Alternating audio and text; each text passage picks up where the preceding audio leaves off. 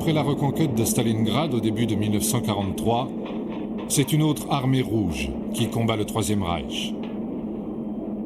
Elle s'est forgé un moral de vainqueur et surpasse maintenant la Wehrmacht en matériel et surtout en effectifs.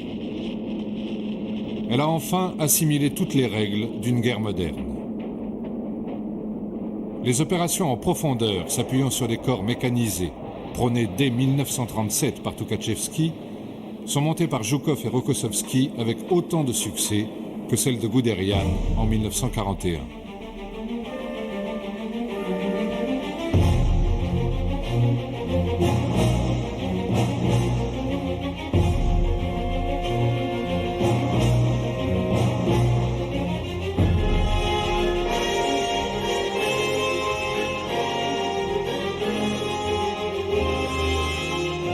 À Koursk, la Stavka, l'état-major soviétique, va montrer son savoir-faire. Konstantin Rokossovski sera du côté russe un des principaux acteurs de la gigantesque bataille. Contrairement à Staline, qui a su renoncer au concept stratégique désastreux qu'il soutenait au début de la guerre, Hitler se montre incapable de revenir sur les décisions sans appel qu'il impose à ses généraux. Il veut, à tout prix, prendre sa revanche sur l'humiliante défaite de Stalingrad.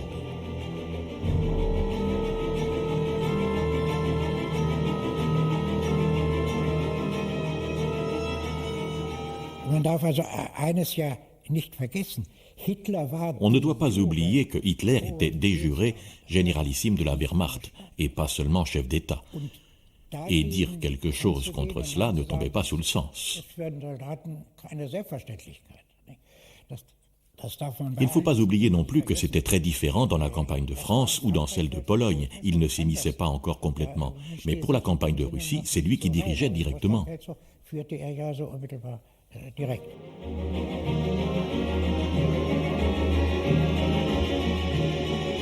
Des deux côtés, la préparation de la bataille de Koursk est à la hauteur de son enjeu.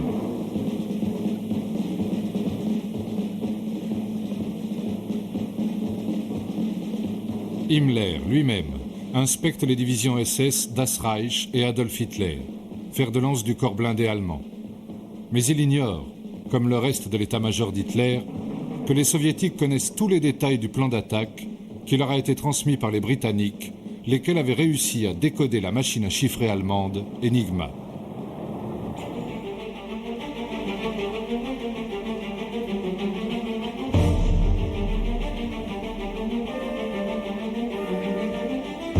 Zhukov et Rokossovski prennent la décision risquée de rester d'abord sur la défensive pour user le plus possible l'énorme force de frappe des panzers.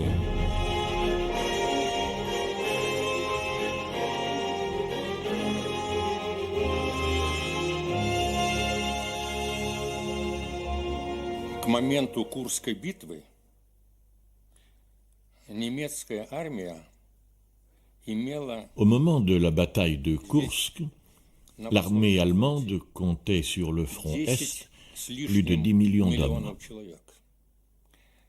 soit le plus gros effectif allemand sous les drapeaux pendant cette guerre. Tous n'étaient pas là. Nous avions à Koursk plus d'1 million d'hommes, et eux en avaient presque 1 million. Un peu moins. En tout, Hitler disposait, durant l'été 1943, d'une armée de plus de 10 millions d'hommes. Il n'a plus jamais dépassé ce chiffre jusqu'à la fin de la guerre.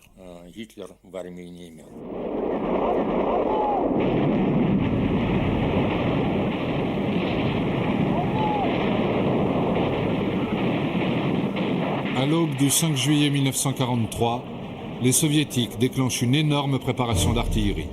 Les salves stridentes des Katyusha, les lance-fusées, saturant l'air du petit matin.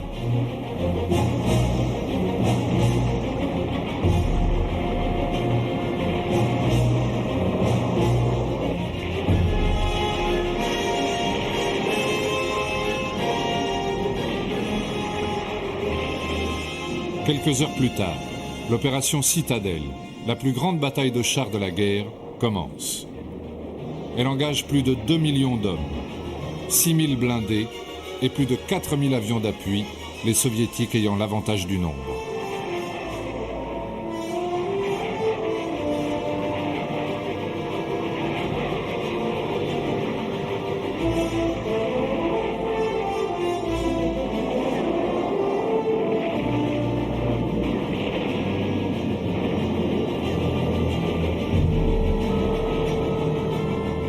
Les nouveaux chars Tigre et Ferdinand, juste sortis des usines du Reich, dont le blindage ne peut être percé par les canons des T-34, partent à l'assaut des lignes de défense russes, organisées en profondeur.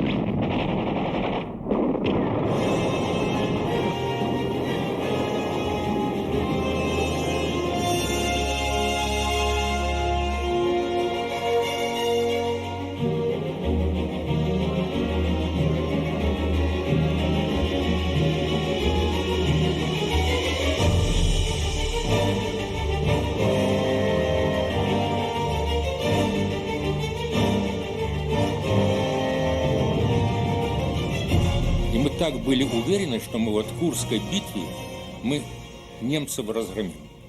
Nous étions tellement convaincus que nous écraserions les Allemands dans la bataille de Koursk. Et c'est ce qui s'est produit avec notre défense par paliers dans la ligne de front de Voronej, où je me trouvais. Bien sûr, nos tanks ont autant brûlé que les tanks allemands. Et il y avait des jours où, sur le champ de bataille, les chars s'entrepénétraient. Ils brûlaient. Les équipages sortaient et ils continuaient à se battre avec ce qu'ils trouvaient. Dans le ciel, des centaines d'avions, des chasseurs, des bombardiers, des parachutistes.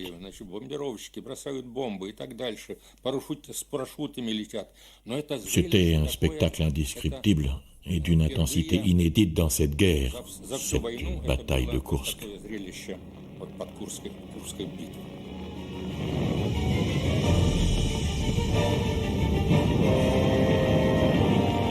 Après une semaine de combat, la Wehrmacht n'aura fait reculer l'armée rouge que d'une dizaine de kilomètres. À bout de souffle, elle est contrainte de s'arrêter le 12 juillet. Elle a perdu 500 000 hommes dans ce combat gigantesque. Les Russes, plus du double, mais leurs réserves sont inépuisables. Les Allemands, eux, n'ont plus de réserves, et Koursk est bien le tournant de la guerre à l'Est. Ils ne reprendront plus l'initiative et commencent à reculer sur l'ensemble du front. Il ne s'agit plus d'opérer des replis tactiques, mais bien des prémices de la débâcle.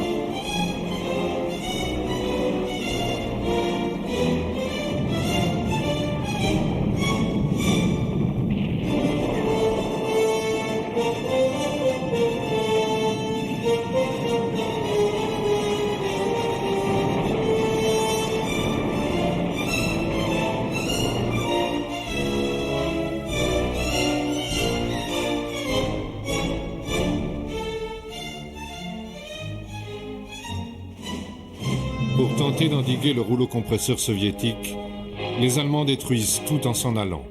Ponts, routes, lignes de communication.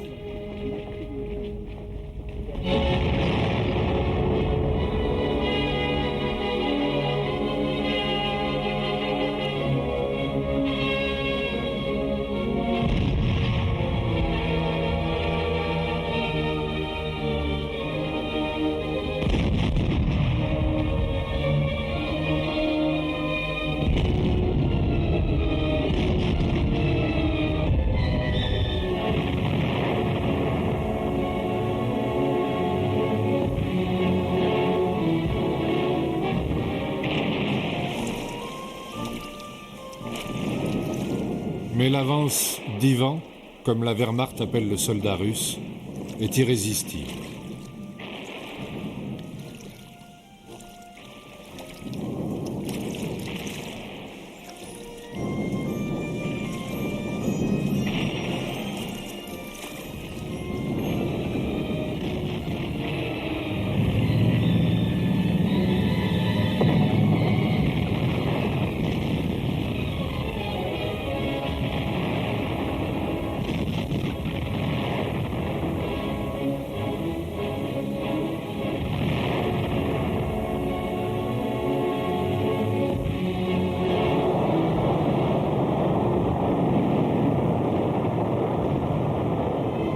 Un mois après la bataille de Koursk, l'armée soviétique libère la première grande ville, Orel. À la fin de 1943, elle a repoussé les Allemands de 600 km et repris la moitié du territoire soviétique occupé.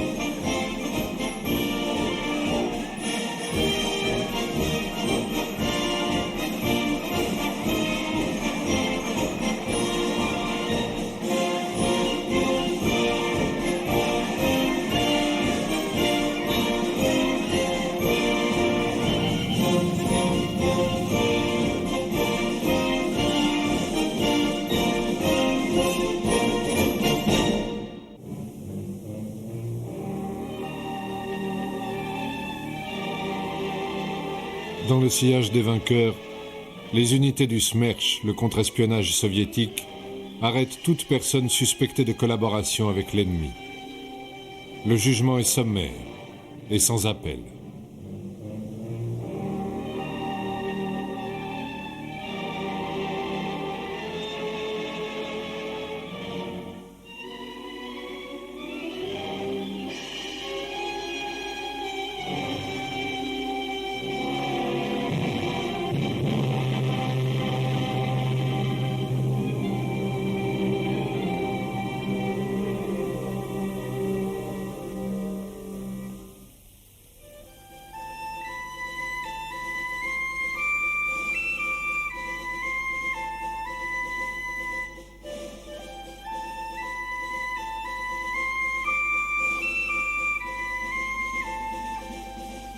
Depuis Stalingrad, la saignée de la Wehrmacht a été continue.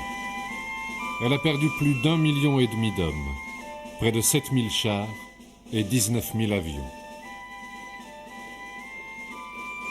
Le 6 juin 1944, le deuxième front, tant attendu par Staline, s'ouvre avec le débarquement anglo-américain en Normandie. Hitler est maintenant pris dans une tenaille. Jusqu'à Moscou, depuis le début, quand j'y repense, nous avions la capacité, vu nos forces, d'attaquer en même temps tout le front est de la mer Baltique jusqu'à la mer Noire. À partir de Moscou, ça n'a plus jamais été possible. Au contraire, les secteurs de front sur lesquels nous avions des initiatives offensives devenaient toujours plus infimes. Au moment de Stalingrad, c'était le tiers, peut-être la moitié dans le meilleur des cas. Après, à Koursk, la troisième bataille, en l'occurrence décisive, c'est devenu une histoire locale. J'ai souvent discuté de ce point, et même une fois j'ai fait, sans le vouloir, une rime sur ce thème. Ne riez pas, traduisez. Moscou lia les mains, Stalingrad apporta le tournant, Koursk amena la fin. Stalingrad brachte die Wende, Kursk brachte das Ende.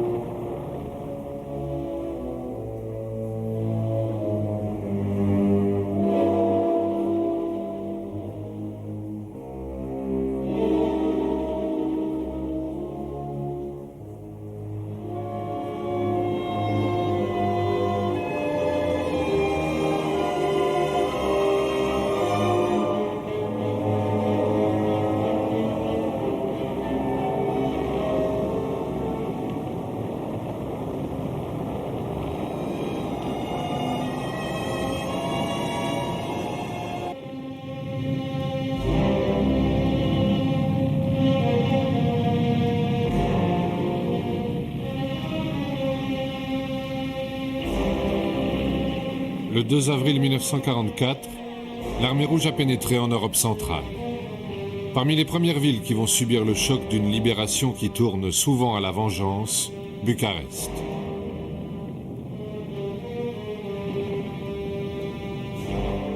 Puis, après plus d'un mois de combats acharnés, c'est la prise de Budapest.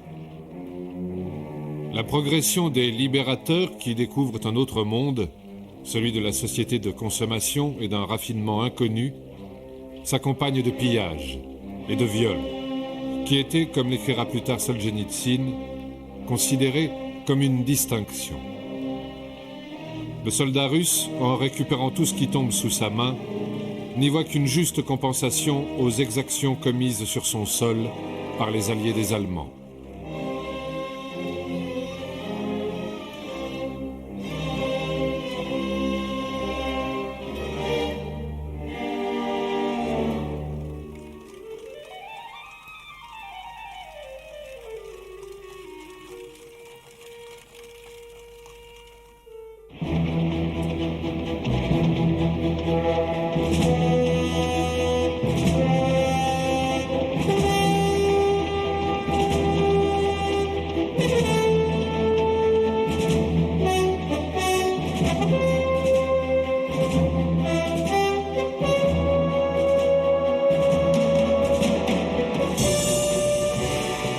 La grande affaire, c'est maintenant la prise de Berlin, pour laquelle une course de vitesse commence entre soviétiques et alliés.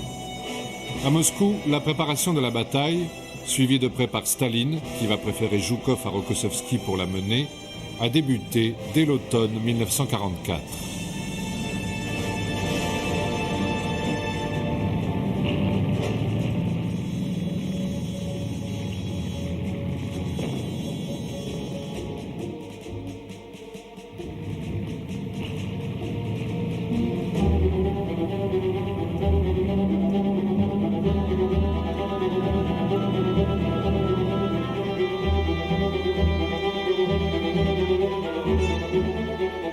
Bien que le sort de la guerre ne soit pas encore totalement joué, Staline pense déjà à ce qui va se passer après.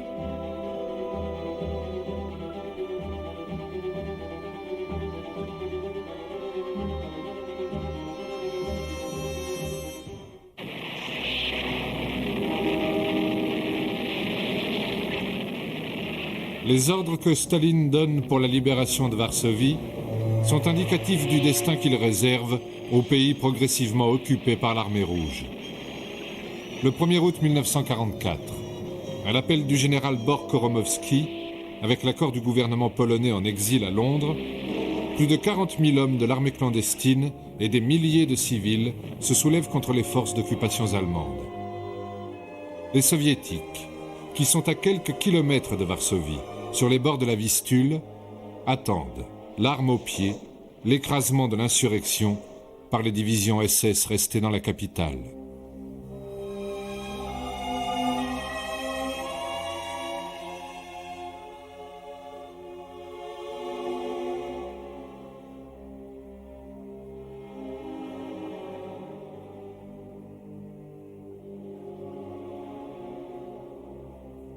« 250 000 Polonais seront tués, blessés ou faits prisonniers. »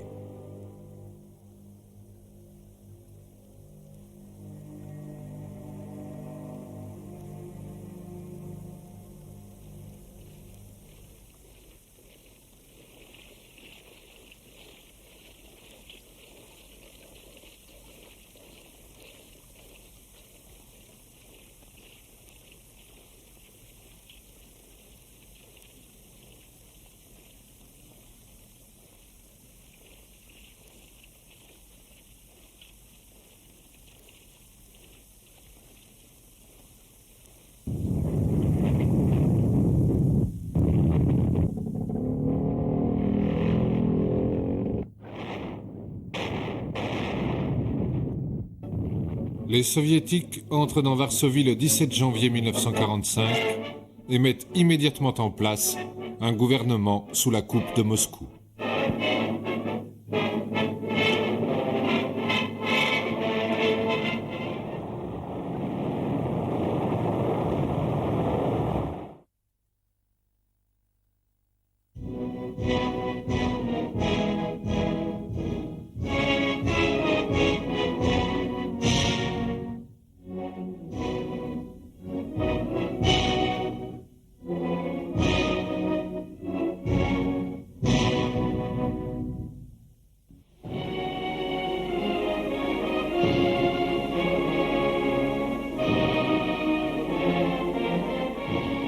À Yalta, dans l'euphorie d'une victoire annoncée, Roosevelt pense régler démocratiquement les problèmes que pose la construction de l'Europe nouvelle.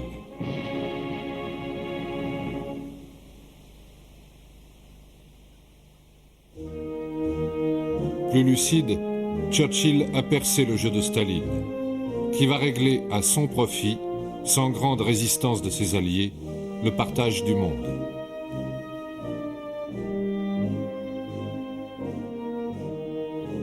La conférence se déroule à Lividia, l'ancien palais du dernier tsar, où l'accueil des soviétiques est somptueux. Mais en même temps, le NKVD met toutes les délégations occidentales sur écoute. Sergo Beria, fils de Lavrenti, exécuteur des basses œuvres et bras droit de Staline, est responsable, à 21 ans, de l'organisation et du contrôle de l'enregistrement de toutes les conversations particulières entre Roosevelt et Churchill.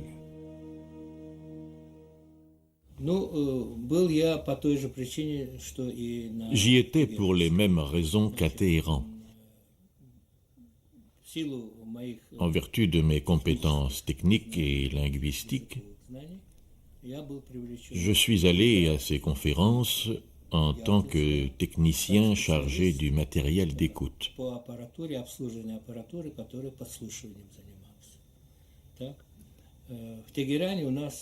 À Téhéran, nous disposions d'un matériel moins perfectionné qu'à Yalta.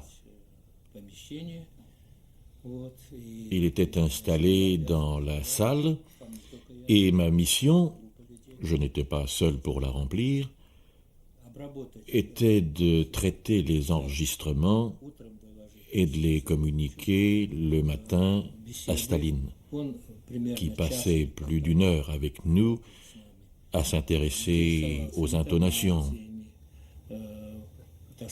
aux certitudes dans les réponses à telle ou telle question. Et en rencontrant Roosevelt et Churchill, il connaissait par avance certaines choses qu'il allait entendre. Roosevelt sortait assez souvent en promenade et beaucoup de conversations importantes avaient lieu en marchant, avec Churchill ou d'autres.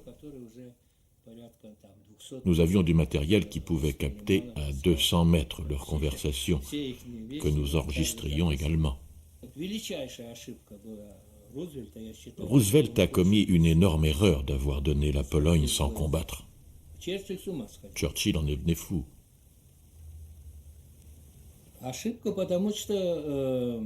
Une erreur parce que si les Américains s'étaient montrés plus fermes, l'histoire en aurait été changée avec les pays démocratiques. Staline était prêt à ne pas y introduire ses troupes et à laisser en place les gouvernements de démocratie bourgeoise. Il était prêt à l'admettre. Et ayant essayé et réussi avec la Pologne, il a obtenu carte blanche, il a décidé de ne tenir compte de rien, et je sais que cette question a provoqué bien des remous au Politburo.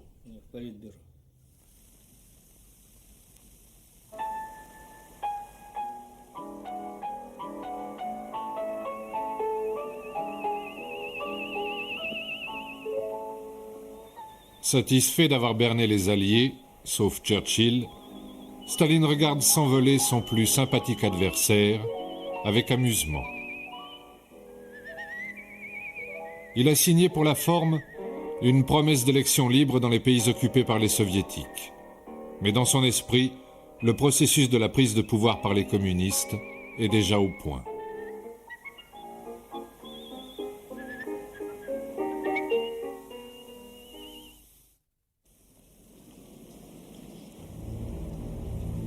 Retour à Berlin, où du côté nazi, on se prépare à l'assaut final de ceux qu'on a présentés pendant 4 ans comme des Untermensch, des sous-hommes. Goebbels organise son crépuscule des dieux. La Propagandstaffel tourne ce show de la mort, où des vieillards et des enfants prêtent serment pour entrer dans la Volkssturm et participer au dernier combat.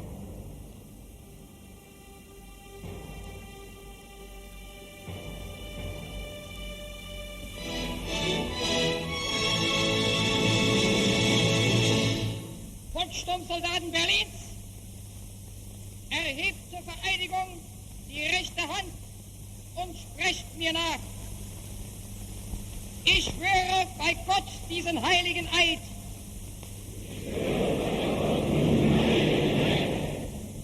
Dass ich dem Führer des Großdeutschen Reiches Adolf Hitler bedingungslos treu und gehorsam sein werde.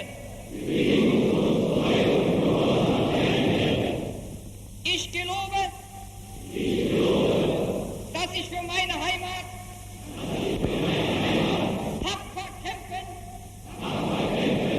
und lieber sterben werde,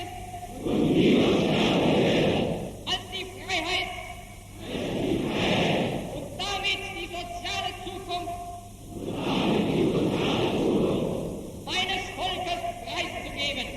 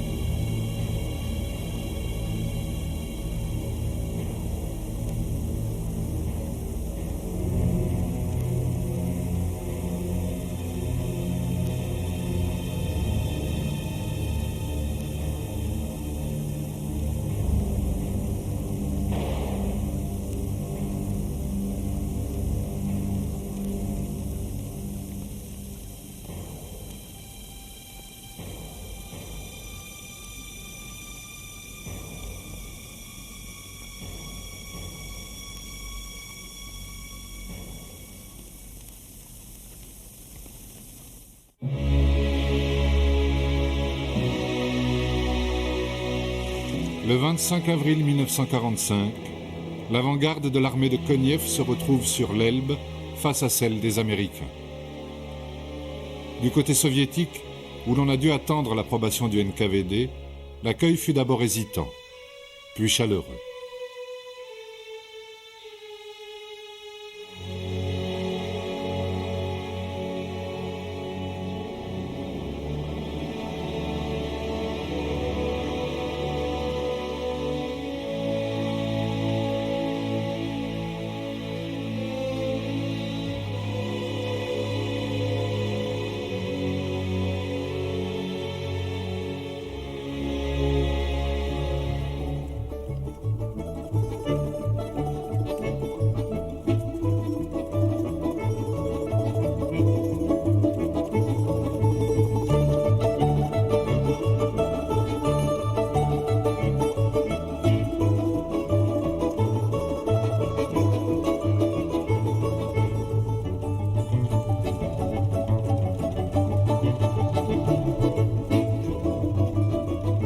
fraternise à grand renfort de cognac géorgien. Les girls américaines du spectacle des armées pour GIs, apportant l'inévitable touche grivoise.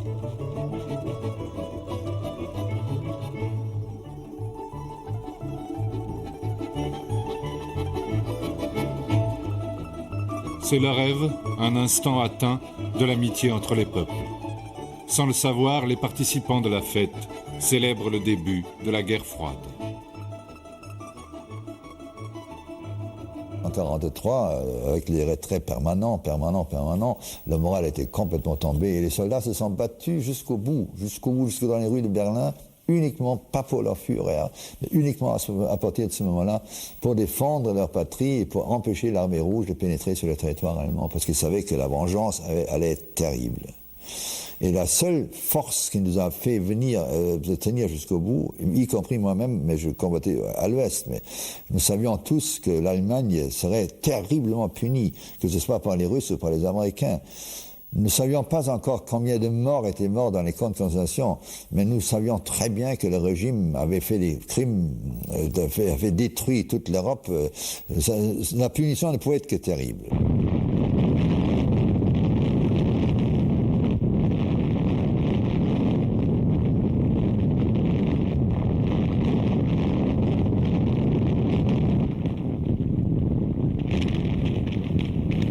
Le 25 avril 1945, la bataille de Berlin commence par une colossale préparation d'artillerie soviétique qui plonge la ville dans un nuage de fumée et de poussière.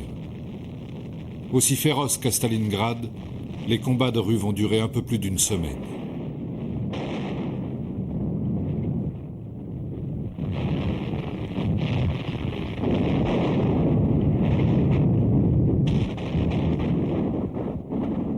Je m'appelle Lothar Löwe et je suis né en 1929 à Berlin. Le 5 mars 1945, le 3e contingent du Deutsche Volkssturm fut appelé sous les drapeaux. L'appel concernait la classe de 1929, donc tous les Hitlerjungen entre 10 et 16 ans. Le hasard voulut que je fus attribué à une unité commandée par un ancien codisciple de mon école. Notre destin, défendre la capitale du Reich.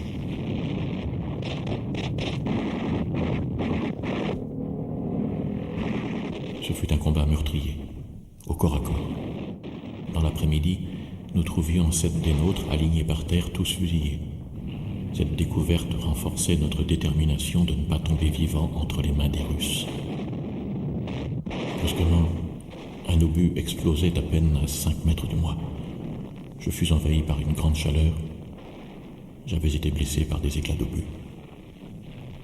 Je me sentais foutu. Mais la peur devant les Russes me donnait des ailes et je trouvais la force de sortir.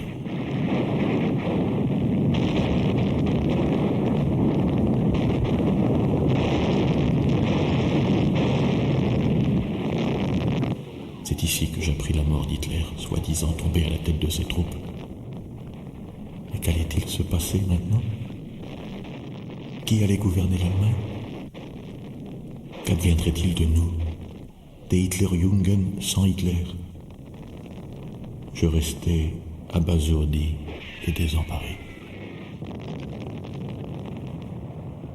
À l'aube du 4 mai, des déportés néerlandais nous dénonçaient aux Russes. Peu de temps après, 2 camions de l'armée rouge s'arrêtaient à 300 mètres de nous, chargés de 50 hommes en armes. Une peur blanche me prit aux tripes. Je croyais qu'ils allaient nous fusiller tous. Mais nous fûmes traités correctement. Il y avait une femme médecin qui s'occupait de nos blessés. Puis on nous donna à manger. Un soldat soviétique me prêtait même sa gamelle, car il ne me restait plus que ce que je portais sur moi. Et brusquement, tout ce que j'avais appris sur le Untermensch soviétique, le sous-homme, et qui s'était fixé dans ma tête, n'était plus vrai. C'est à ce moment-là que s'est effondrée en moi la vision du monde pour laquelle j'avais été endoctriné pendant des années.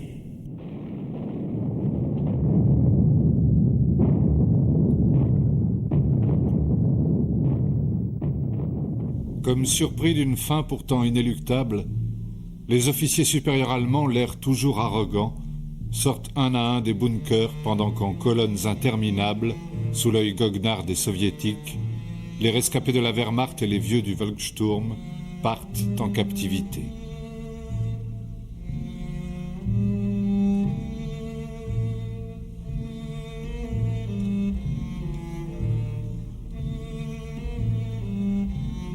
Sur les routes du Reich, ils vont croiser une armée rouge en liesse, à la fois héros et pillards, ces camions bourrés de prises de guerre hétéroclites.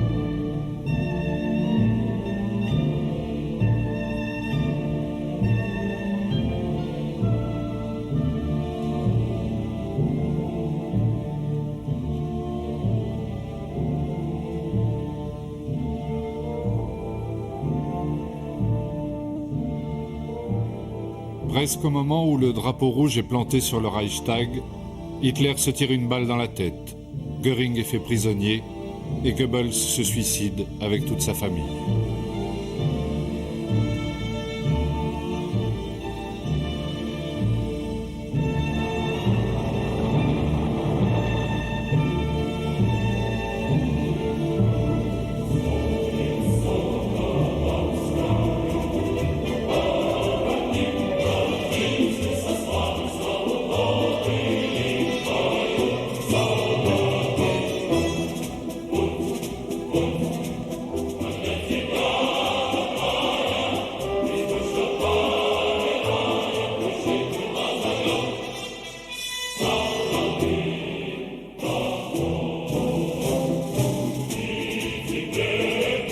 Dans les ruines de la chancellerie du Reich, qu'arpentent Zhukov et son état-major, la caméra des actualités soviétiques s'attarde sur un objet resté intact.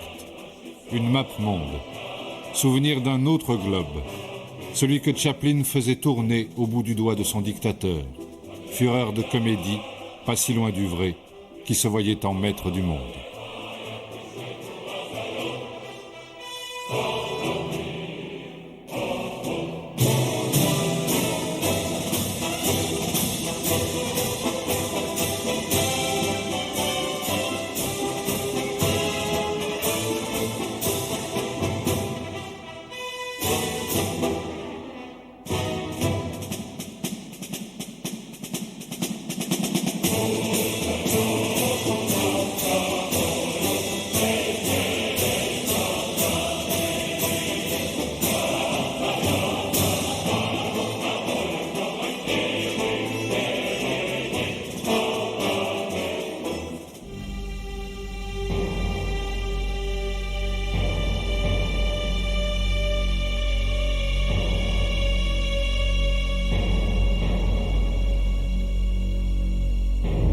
Le 9 mai 1945, le maréchal Keitel, chef de l'état-major allemand et ses adjoints, attendent dans l'antichambre de la salle où va être signé l'acte de capitulation. Le sourire de l'un et la morgue de l'autre sont-ils pour les caméras ou bien la confirmation que les chefs nazis avaient perdu tout sens des réalités ?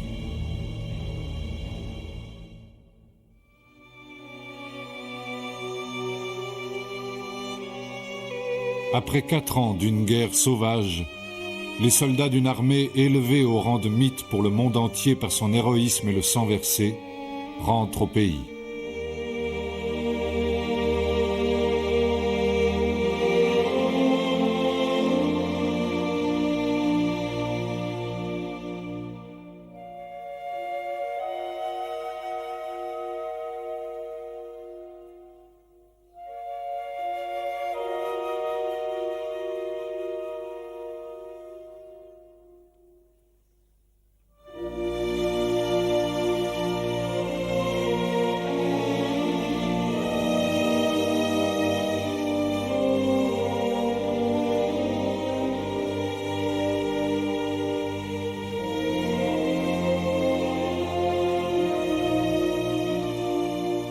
L'enthousiasme de l'accueil masque un autre retour, moins glorieux celui-là, celui des centaines de milliers de prisonniers de guerre soviétiques sortis des stalags.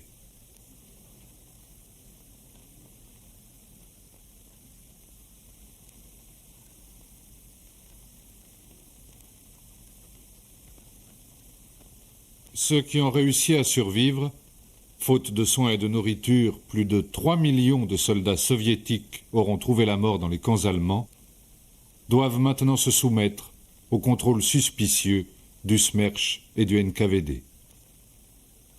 Dès le début de la guerre, Staline avait décrété qu'il n'y avait pas de prisonniers de guerre soviétiques, mais des déserteurs. Et il avait refusé toute intervention de la Croix-Rouge internationale dans les camps.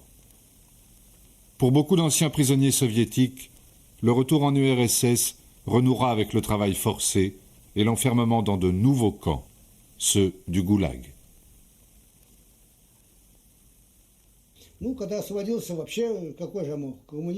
Mais après les camps, je n'étais plus communiste.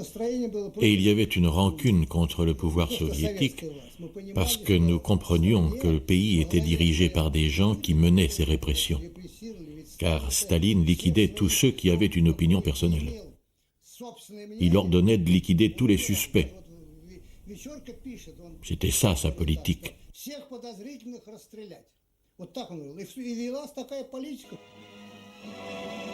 Bien que la victoire soit d'abord celle de tout un peuple, Staline sort grand vainqueur de la guerre. S'il est entouré de ses maréchaux et généraux désormais célèbres, c'est pour l'inévitable photo de groupe, mais aussi pour bien montrer qu'il reprend, avec le parti, les choses en main. En 1945, Staline est nommé généralissime par le Soviet suprême. En rentrant chez eux, les soldats de l'armée rouge, comme l'ensemble des soviétiques, attendaient autre chose que l'annexion par Staline d'une victoire qui avait imposé tant de sacrifices et coûté du côté russe 9 millions de morts et des millions de blessés. S'ils étaient prêts à lui accorder le mérite de la conduite de la guerre contre l'Allemagne nazie, ils n'avaient plus envie de chanter les louanges de la dictature du prolétariat, et encore moins de retrouver une société de pénurie et de double langage. Я откровенно скажу, что мы были возмущены. Je vais vous le dire franchement, nous étions indignés. Mais à cette époque, on ne pouvait pas tout dire car les répressions ont continué après la guerre. Et si quelque chose heurtait les oreilles du gouvernement ou de Staline, on pouvait se retrouver là d'où on ne revient pas. Действительно, значит, народ вернулся, повидал Европу. Le peuple est rentré après avoir vu l'Europe et son niveau de vie dont il ne pouvait même pas rêver. Et il s'attendait à certains changements, comme l'annulation des kolkhozes. C'était un désir très fort chez les gens.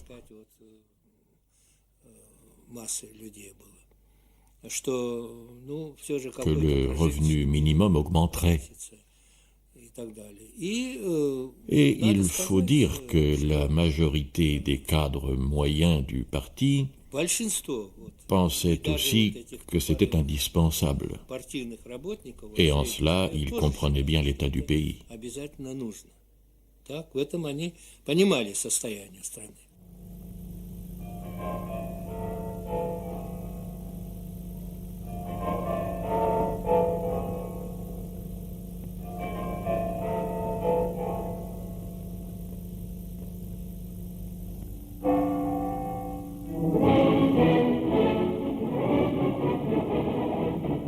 Le 24 juin 1945, c'est son triomphe, à travers celui de l'armée rouge, que Staline met en scène. En tête du grand défilé de la victoire organisé à la Romaine, le maréchal Zhukov sur un cheval blanc et le maréchal Rokossovski sur un cheval noir ouvrent la cérémonie.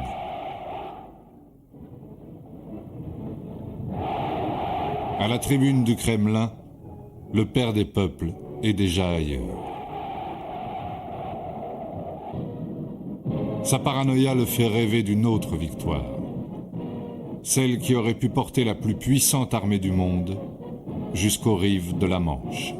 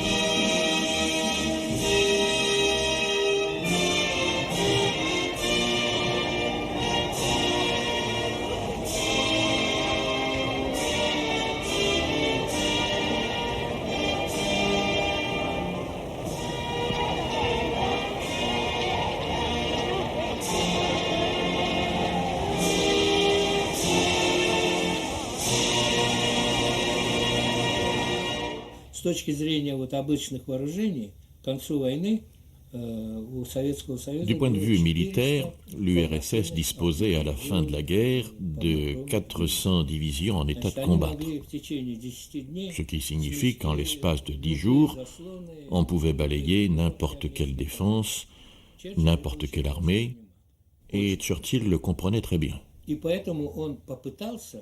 C'est pour cette raison qu'il a essayé d'utiliser des troupes allemandes prisonnières en guise de bouclier, au cas où.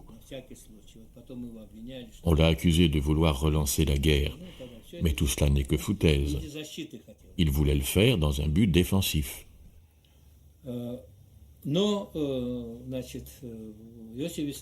Mais Staline était informé que les Américains étaient sur le point d'avoir la bombe.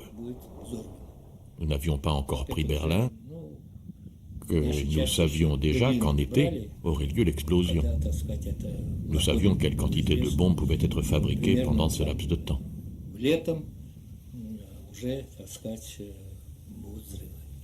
Было известно, что какое количество бомб может быть сделано за определенный период времени. Nous étions pratiquement sans défense, parce que les Américains disposaient déjà du B-29, qui atteignait une telle altitude que nous ne pouvions pas l'abattre avec notre DCA. Et nous n'avions pas encore de missiles.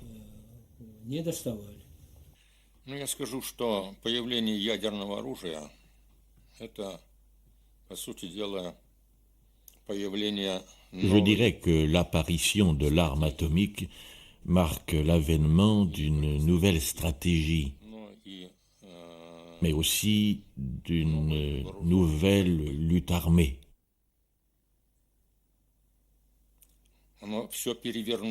Cela a bouleversé toute la théorie de la tactique et de l'art opérationnel de la stratégie.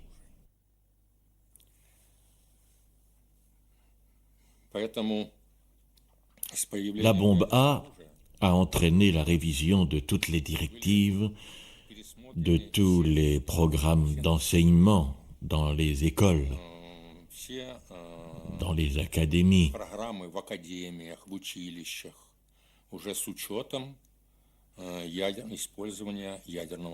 C'était une arme fondamentalement nouvelle.